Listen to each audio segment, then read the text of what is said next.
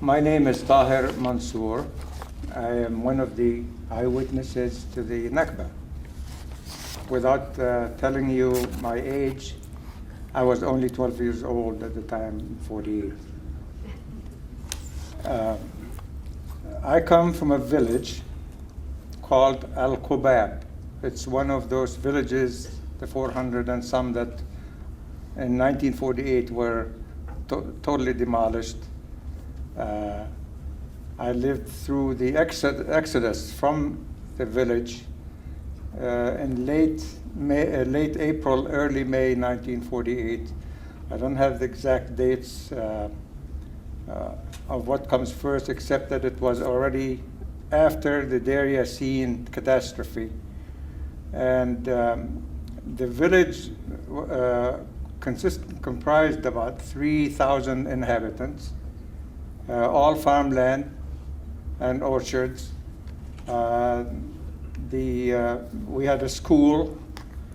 It was, when I started the school, going to school, it was for 4 classes up to 4th grade. And before the end before the Nakba, it was increased to a 6th grade. So we did not finish the year 1948 in the 6th grade because of the problems. The town itself, the village itself, tried to defend itself because there was a settlement, a Jewish settlement called Gezer, not far from us. Al-Qubab, our village, is situated, it's in the Ramla district, near the coast. Biking distance, because the workers used to go from the village to Lidad, where the railroad is, and Ramla, where the offices are, on bicycles and come back. So it was like probably 5-7 miles. The other side of it is Latrun. The road from Jaffa and Ramla to Jerusalem went literally through the middle of the village.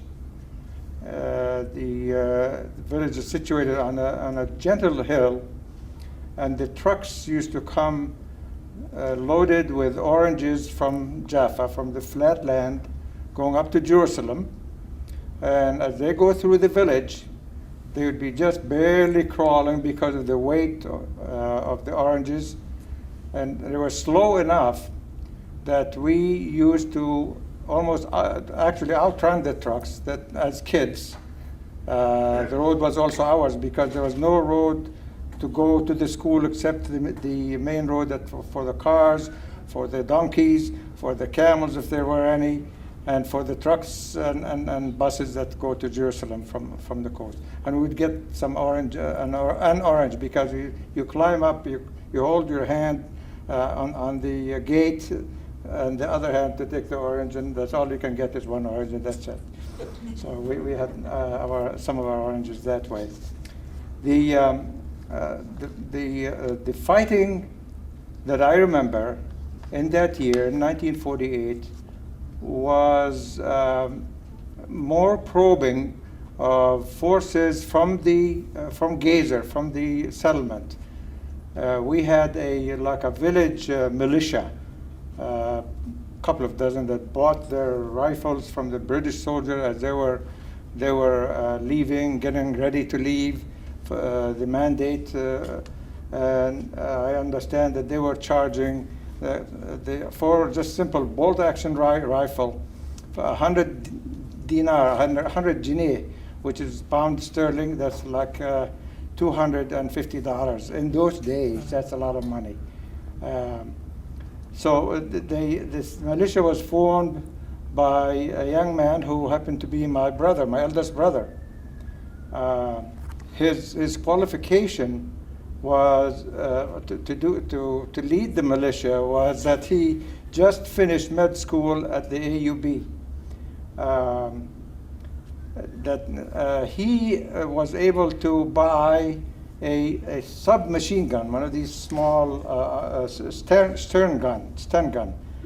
And I mentioned that because prior to our exodus from the village, there would be attacks at night, and we can tell where Ahmed is, because we can hear his was the only gun that was an automatic, it's rapid firing. And we were, I don't recall being scared at 12. You don't scare, you're excited. Our house was a 2-story house. It didn't have glass windows. It had windows on the second story especially. And we used to stick our heads out and look to hear where the sound of the firing comes from, and we know where my brother is.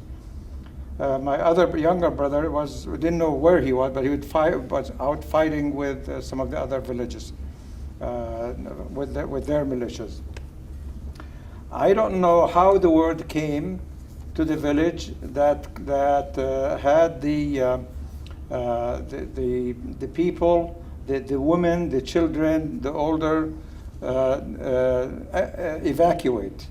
The word came that we should be evacuated and move east out of the village to safer ground. We started going. I was the youngest of 11 siblings.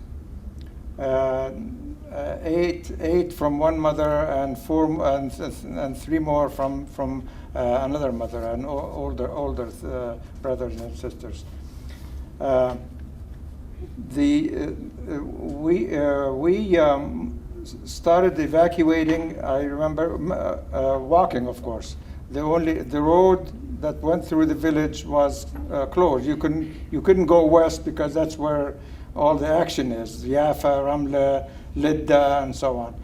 We couldn't go east because and north toward Jerusalem because it was blocked. So there was a trail through some gentle hills that go east towards the mountains, towards the hill, and everybody seemed to be channeled in that direction. I learned later that this is where Ramallah is, but Ramallah is many miles away and up in the hills. We headed east. My mother was leading the family to just get towards safer areas. My father was not home. He had been.